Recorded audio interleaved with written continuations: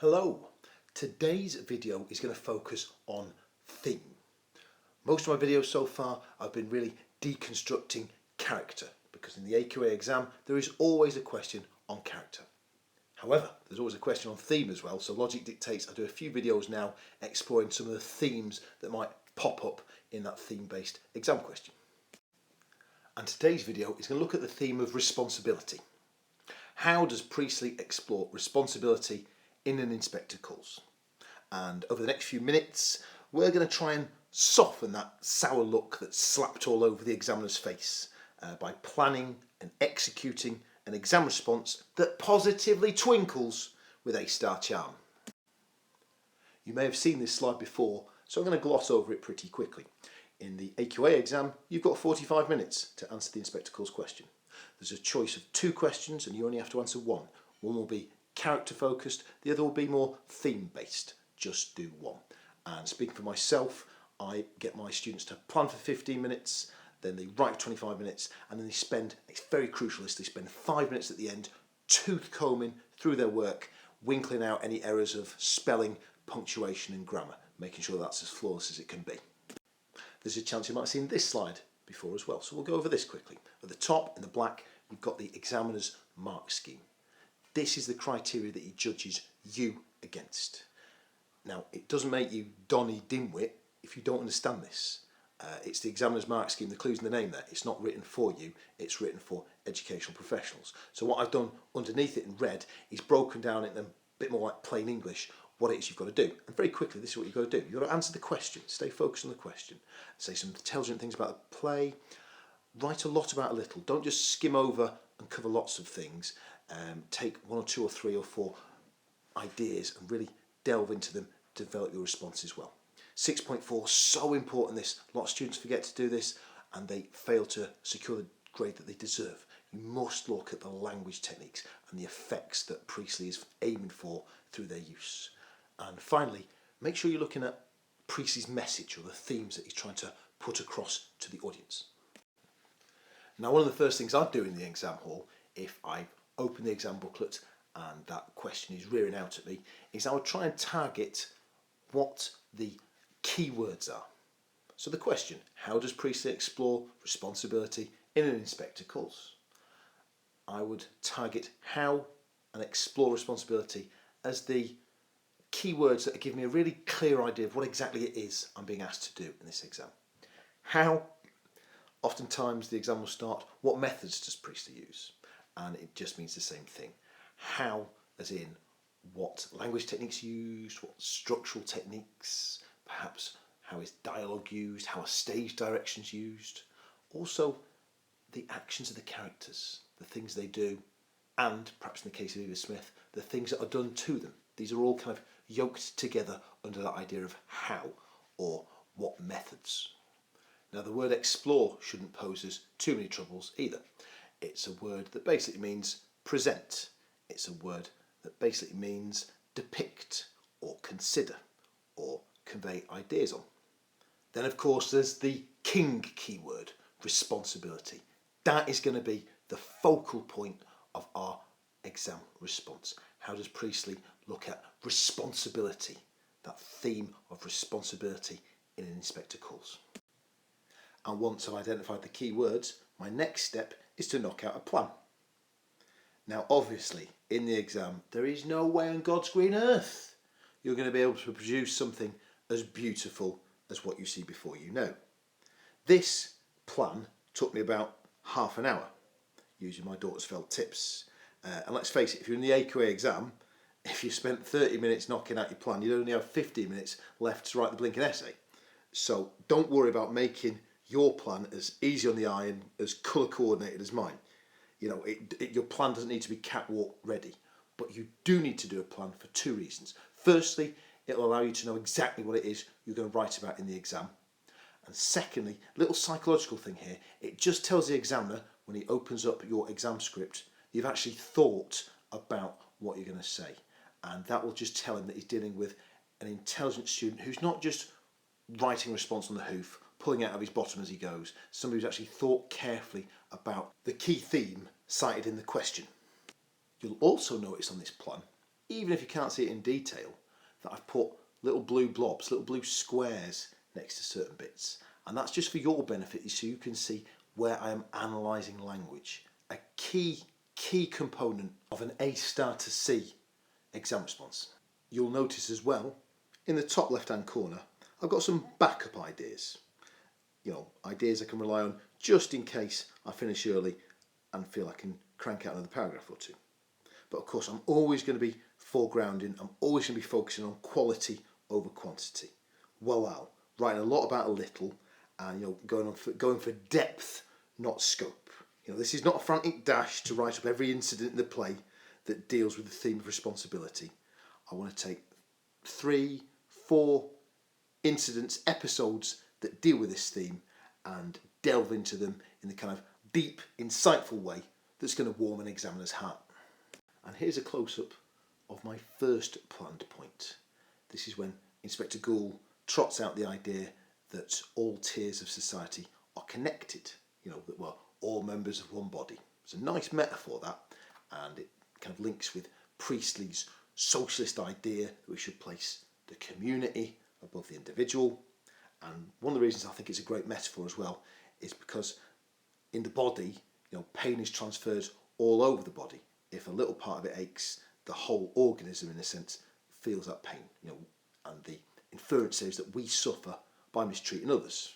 That's an idea that's kind of entrenched or reinforced or backed up by Mrs. Burling effectively killing her own grandchild. Now, what's going on here? Oh yeah, I get it, yeah, very good, yeah. Mr. Taylor is now going to cough up an A star. So now it's time to delve deep into the bowels of my being and pull out that paragraph that's brimful of A star goodness. And there it is. Hey, good looking. Now, I'm going to read this through and then I'm going to deconstruct why it is an A star response. Gould employs metaphor to explore ideas about social responsibility. In Act 3, he warns the Burlings that we're all members of one body. This suggests our actions affect others. The body imagery is especially effective because it implies all parts of society are connected. Therefore, pain in one part of society will be felt in other parts. This conveys Priestley's idea that the ruling class ultimately damage themselves by exploiting the proletariat. This idea is reinforced by Mrs. Burling effectively killing her own grandchild by denying Eve a charity.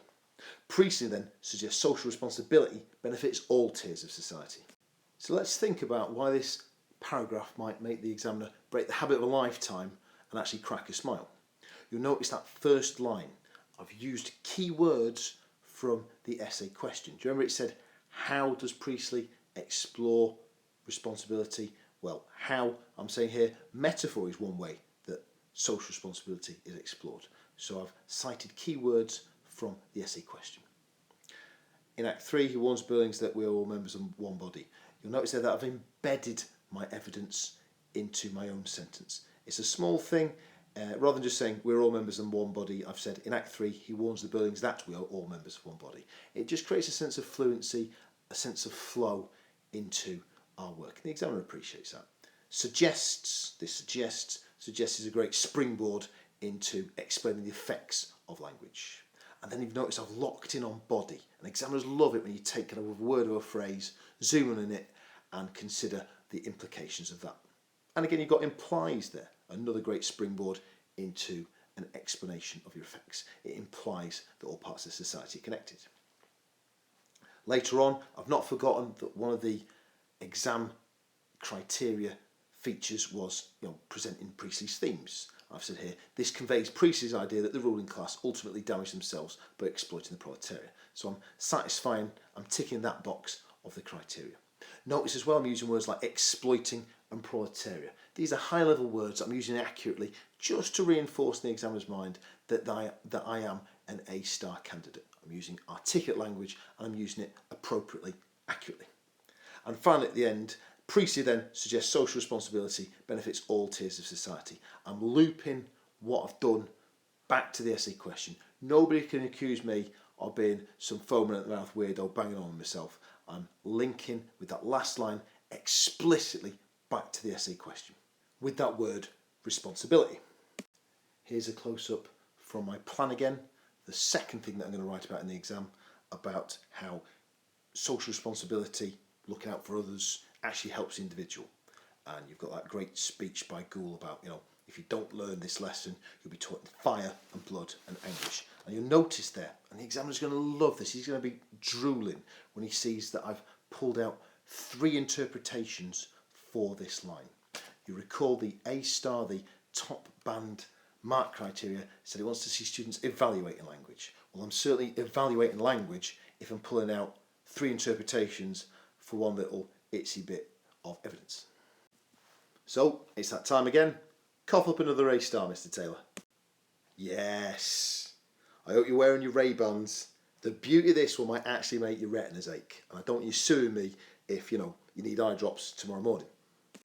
Now, with this paragraph, I'm just going to read it through. And if you wish, you can pause it at your leisure. And perhaps you can think about what makes this an A star paragraph.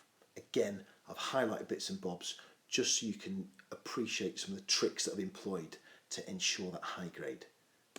Priestley's idea that social responsibility is linked to self-interest is powerfully presented in Gould's parting words.